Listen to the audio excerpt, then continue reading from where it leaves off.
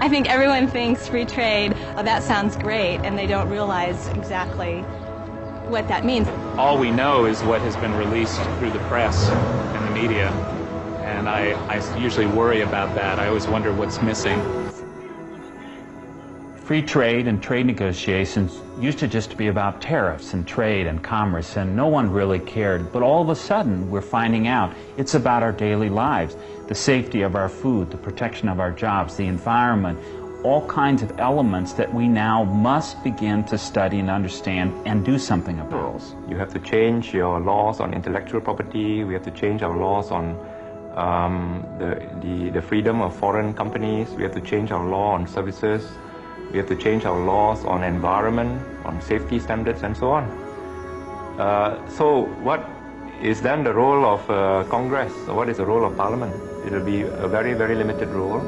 And powers will be transferred to this supra-international organization called the MTO, which will become the most powerful economic agency in the world, to which national governments will then have to answer.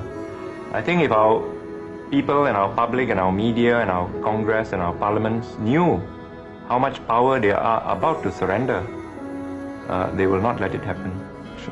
So if we take free trade to its extreme conclusion, then countries which would like to protect their natural resources, or on the grounds that these resources should be used by local companies so that they earn a higher value added, those laws or policies may be negated by this new set of international rules which say that you must import or you must export so long as another country wants to import or export from you. Some states, such as Washington and Oregon, have banned the export abroad of raw logs. They want to preserve some of their forests. They want to keep some of these logs going into domestic lumber mills to create more jobs, and they don't want to export their natural resource. Under the proposed trade agreements, Japan and Taiwan and other countries who received these raw logs in the past can say, you can't ban the export of raw logs. That's a trade barrier violating the international agreement that you signed. If we want to democratize the world and get to a sustainable society that's ecologically healthy, then we have got to get rid of this current concept of free trade. We now have conditions that are just as bad as Honduras, it's Haiti, El Salvador, or worse. Our ancestors had to create national institutions, transfer payments from the wealthier regions of the country to the poorer countries, national social programs, a national broadcasting system, a national airline, and a railway, and so on, so that we'd be linked across the country. What we've been told under these agreements is you can't have that anymore. You can't use government, or government is no longer empowered to create these east-west links if they're not market-driven. If they don't happen naturally through the market, they've got to go. We've had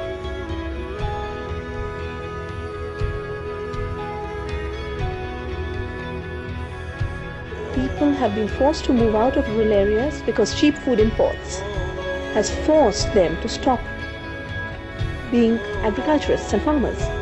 The real issue of free trade is that it will destroy a way of life, culture.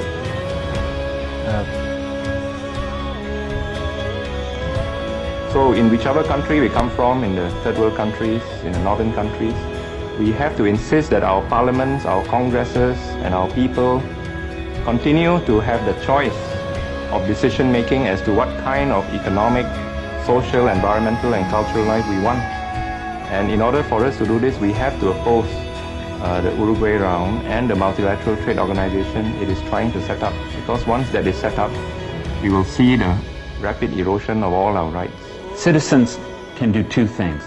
First, make sure that all the organizations that we're part of, our church, our school, our trade union, our community groups, understand the importance and the potential implications. And next, and most important, to make sure our views are known, especially to Congress, where the ultimate decision will come down. Congress has to know that we're watching and that we want the interest of the common citizens, not just the transnational corporations, considered when the final GATT, NAFTA, or any other trade agreement comes before them.